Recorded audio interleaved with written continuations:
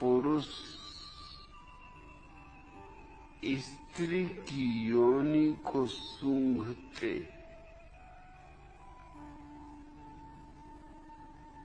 जब तक स्त्री सूचना न दे, स्वीकार न दे, गंध से सूचना देती, एक खास गंध खबर दे देती पुरुष को कि वो राजी है।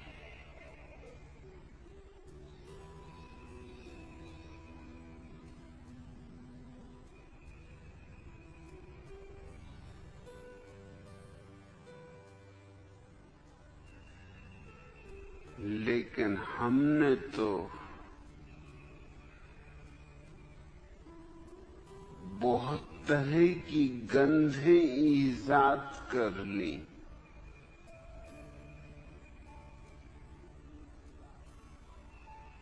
हमने इतनी गंधें ईजाद कर ली हैं कि आज तय करना मुश्किल है कि कौन सी गंध किस व्यक्ति की सहज गंध। पुरुषों की स्त्रियां भी जब किसी पुरुष में उत्सुक होती संभोग के लिए, तो उनकी योनि से वैसी ही गंध उठती जैसी गंध पशुओं की योनियों से उठती। लेकिन असंभव है उसे पहचानना। साबुने हैं, डिओडोरेंट है, परफ्यूम है, ये सब छिपाने के उपाय। ये छिपाने के उपाय हैं ताकि पता न चल सके कि स्त्री हां भर रही।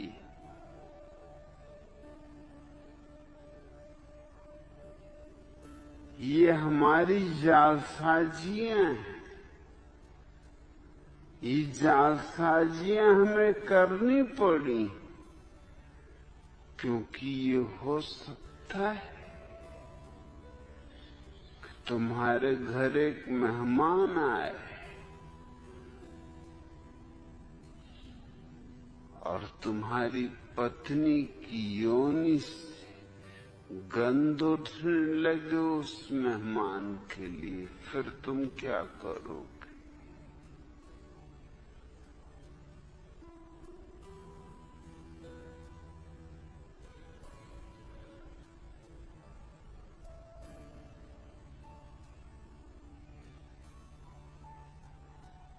नियमों का, कानूनों का कोई बंधन प्रकृति पर नहीं। हो सकता है वो आतुर हो जाए, कामातुर हो जाए उस मेहमान के प्रति, तो तत्क्षण उसका शरीर गंध देगा। लेकिन वो गंध तुम्हारी सारी सामाजिक व्यवस्था को तोड़ देगा।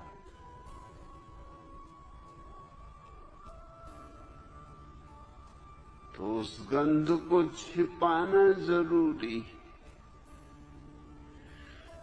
तो हम गंधों की परतें लेपे हुए हैं अपने ऊपर, फिर उनके ऊपर वस्त्रों को लपेटे हुए ताकि पता न चल सके।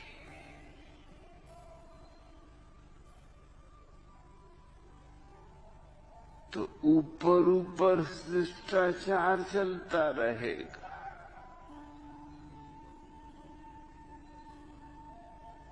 अब जैसे अगर कोई पुरुष किसी स्त्री में उत्सुक हो जाए तो उसकी जन्नेन्द्री तत्क्षण खबर दे देगी कि वो उत्सुक हो गया। इसलिए वस्त्रों में ढांक के रखना जरूरी, ताकि ऊपर ऊपर वो शिष्टाचार बताता रहे और भीतर भीतर जलता रहे काम अग्नि में। हमने मनुष्य को अप्राकृतिक कर दिया, पाश्विक नहीं अप्राकृतिक। कोई पशु अजायब घरों को छोड़ के होमोसेक्सुअल नहीं होते, समलैंगिक नहीं होते।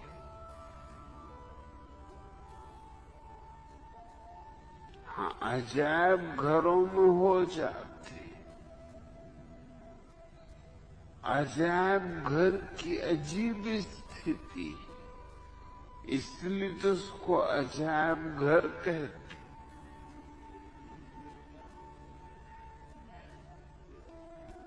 अब बंदरों को बंदरों के साथ रख दिया, उनको बंदरियां मिलती नहीं।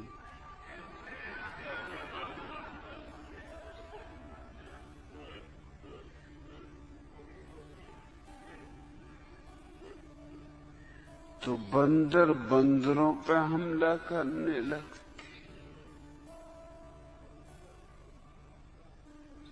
मजबूरी है,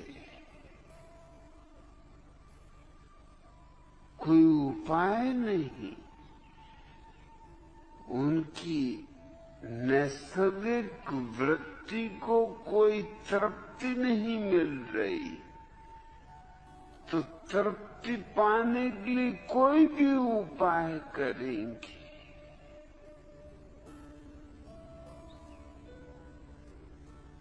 जो हम मनुष्यों के साथ करते हैं वही हम पशुओं के साथ करने लगे। लड़कों को हॉस्टल में रख दिया, लड़कियों से अलग कर दिया।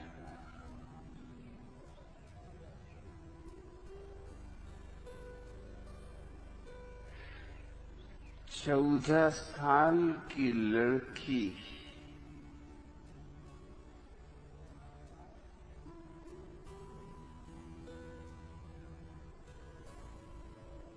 मां बनने के योग्य हो गई। उसके शरीर की ग्रंथियां संभोग के लिए योग्य हो गई। 14 साल का युवक संभोग के योग्य हो गया। अब इन दोनों को हमने अजायब घरों में बंद कर दिए।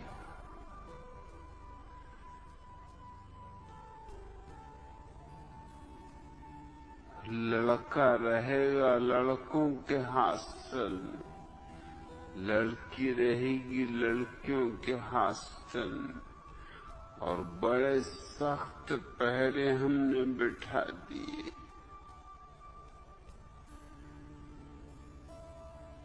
कि लड़कियों के हॉस्टल में कोई लड़का प्रवेश नहीं कर सकता।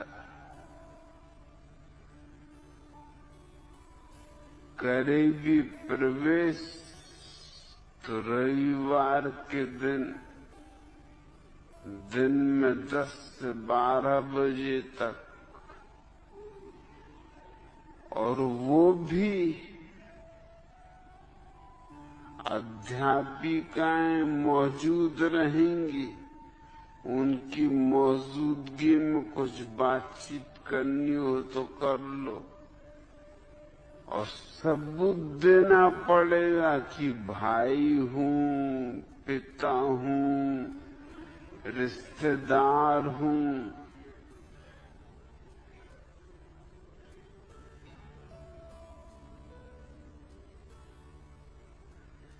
अब इसके दुष्परिणाम होंगे।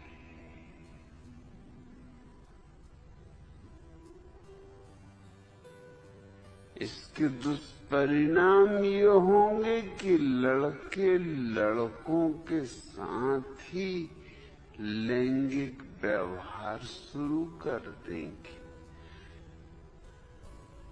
कौन जिम्मेवार है इसके लिए?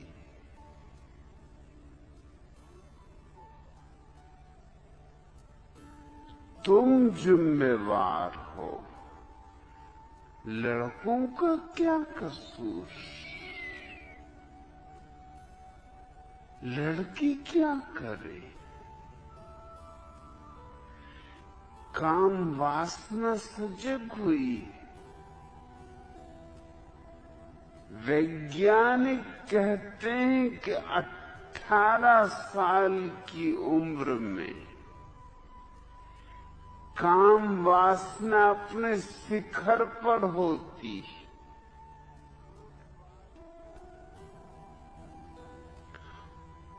और 18 साल की उम्र में लड़का हॉस्टल में होता है, जहां स्त्रियों से मिलने का कोई उपाय नहीं।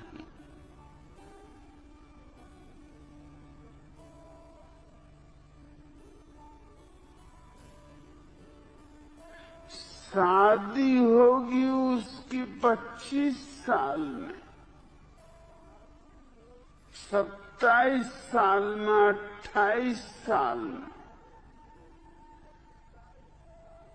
तब तक काम वासना उतार पे आने लगी।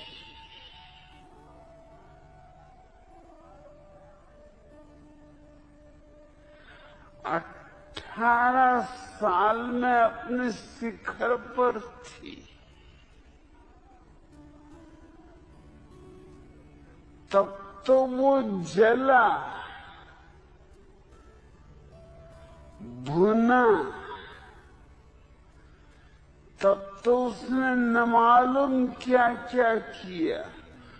हस्तमैथुन करेगा। कोई पशु हस्तमैथुन नहीं करता, कोई जरूरत नहीं। ये कोई पाश्विक काम नहीं है, ये बड़ा महान मानवीय कार्य है हस्तमैथुन। ये कोई पशु नहीं करता। अगर तुम्हें पशुओं से ही तौल करनी है तो इस तरह के कामों का खूब प्रचार करो। महात्माओं को कहो फैलाओ हस्तमैथुन लोगों में, क्योंकि ये काम तो सिर्फ आदमी ही करता है। धन्य है मनुष्य।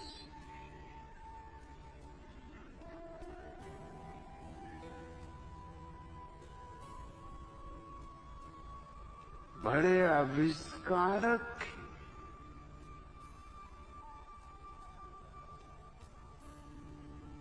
लेकिन तुम मजबूर कर रहे हो।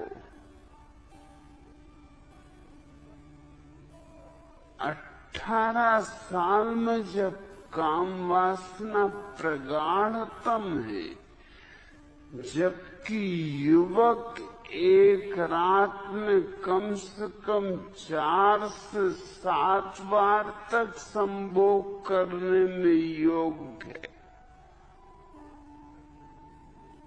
तब तुम उसे जला रहे हो।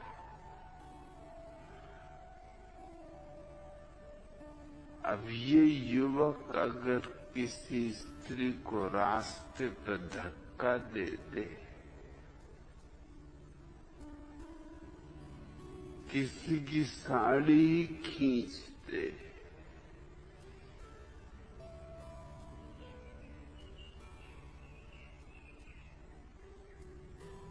कंकड़ ही मार दे,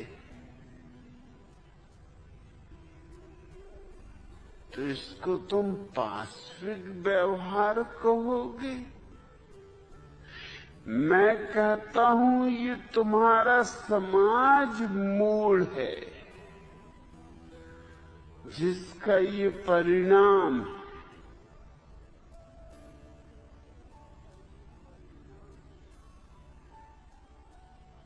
और फिर जब ये जलती हुई आग, और वासना आग है,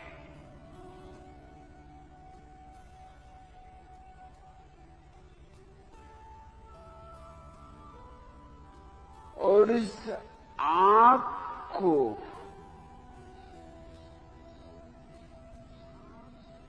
रूपांतरित करने के लिए तुमने युवकों को क्या दिया है?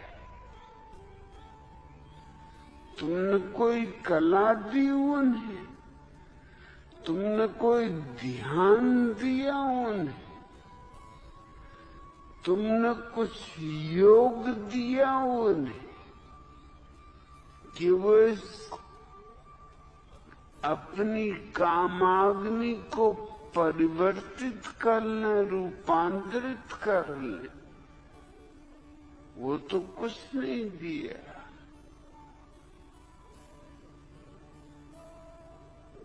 हाँ, तख्तियां लटका दी हैं कि ब्रह्मचर्य ही श्रेष्ठ जीवन। तख्तियों से कुछ होता है? महात्मा गण आते हैं, वो कहते हैं ब्रह्मचर्य ही श्रेष्ठ जीवन। समझा रहे हैं महात्मा गण की ब्रह्मचर्य ही श्रेष्ठ जीवन।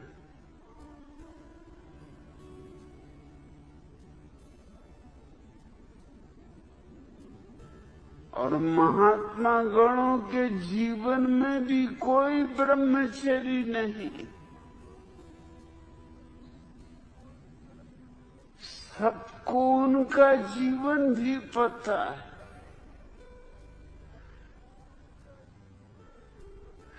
तुम्हारे ऋषि मुनियों के जीवन में कोई ब्रह्मचर्य नहीं था। छोड़ो ऋषि मुनियों के, तुम्हारे देवी देवताओं के जीवन में कोई ब्रह्मचर्य नहीं।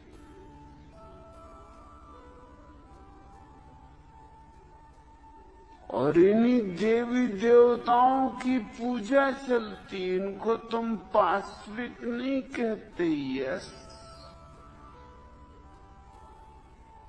और आदमी को पाशविक कहते हो।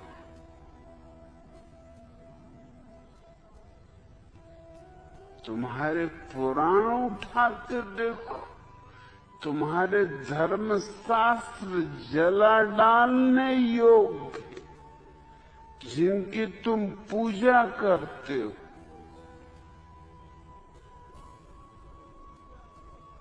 अगर तुम्हें जड़ बदलनी है तो वहां जाना होगा। तुम्हारे सब देवी देवता भ्रष्ट।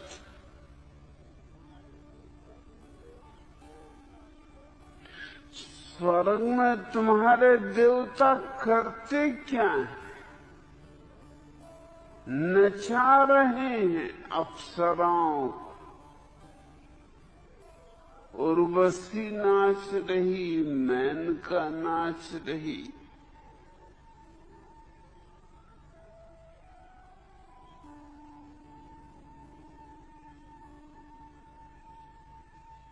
और इतने से भी उनका मन नहीं भरता।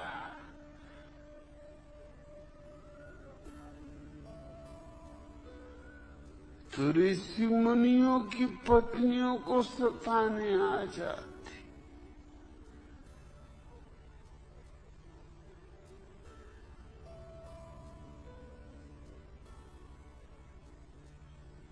चंद्रमा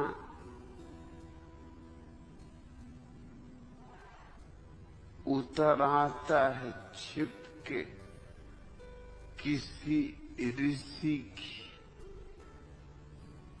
बेचारे ऋषि गए हैं नहाने ब्रह्म मुहूर्त में।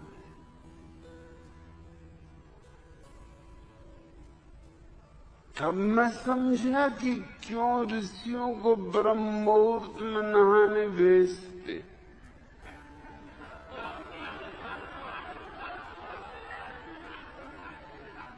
भेज दिया अंधेरे में नहाने उनको, तो देवी देवता आ गए।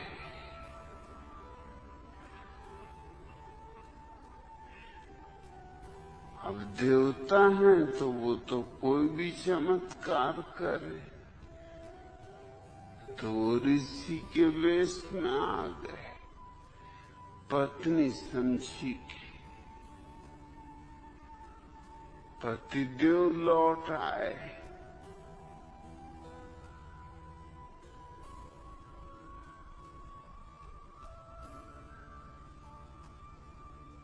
वो तो बाद में पता चला जब पतिदेव लौटे नहा धो के।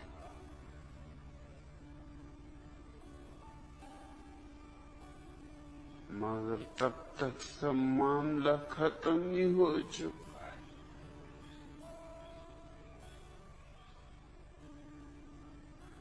चंद्रमा उनकी स्त्री की इज्जत लूट के चले गए।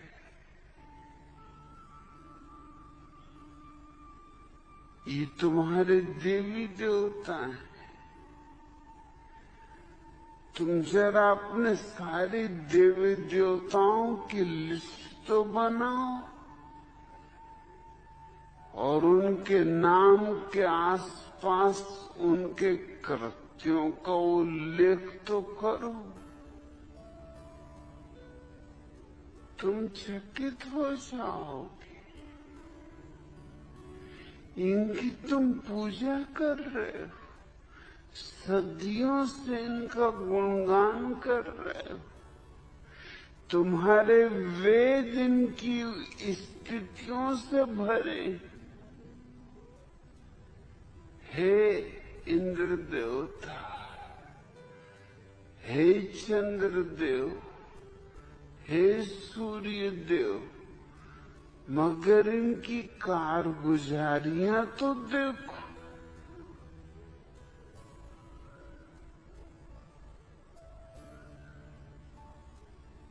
और अगर साधारण आदमी यही काम करे कि ऋषि मुनि गए ब्रह्म मुहूर्त में स्नान करने को और उनकी स्त्रियों से मिलने पहुंच जाए,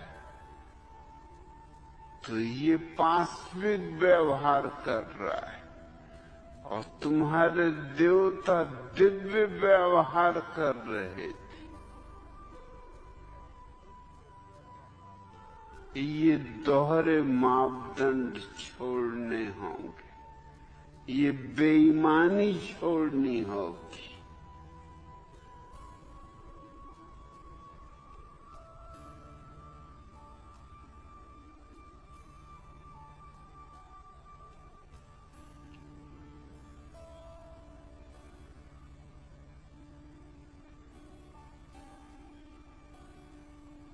पशुओं में न तो हस्त मैथुन है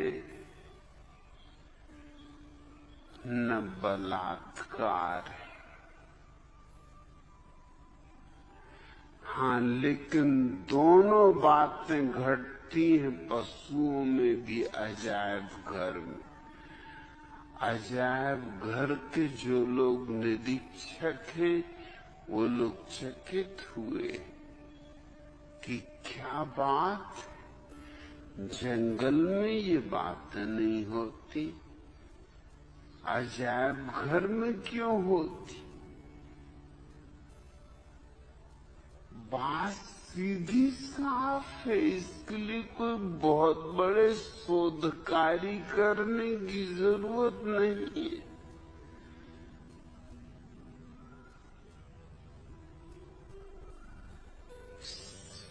छोटी मोटी बुद्धि का आदमी भी समझ ले कि बात सीधी साफ।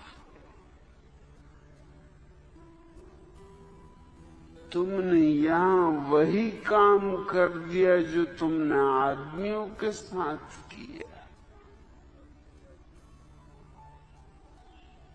तुमने बांट दिए, यहाँ बंदरों को एक कटघरे में कर दिया, बंदरियों को दूसरे कटघरों में कर दिया। उपद्रव शुरू हो जाए,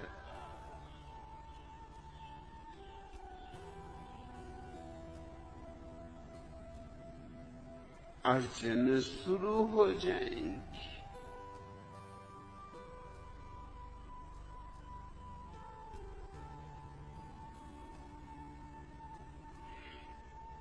स्त्रियां भी हस्त मैथुन में पड़ जाती,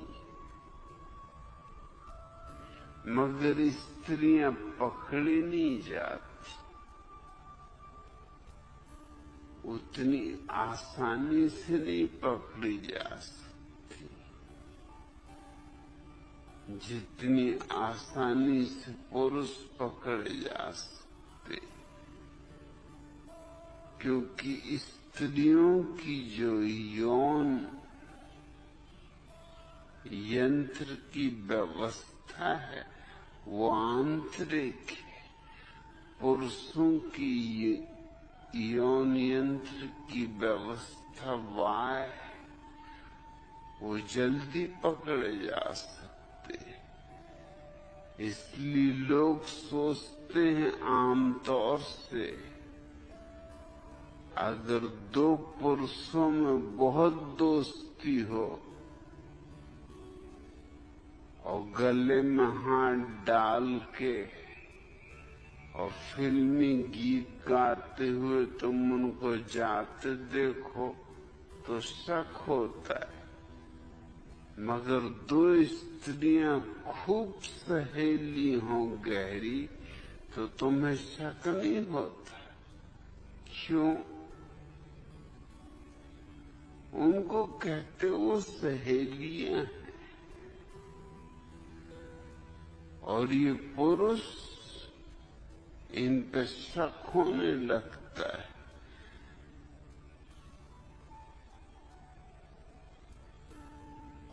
लेकिन जो इन पुरुषों में हो रहा है वही स्त्रियों में हो रहा है, कुछ फर्क नहीं। ये दमित वासना मार्ग खोज रही,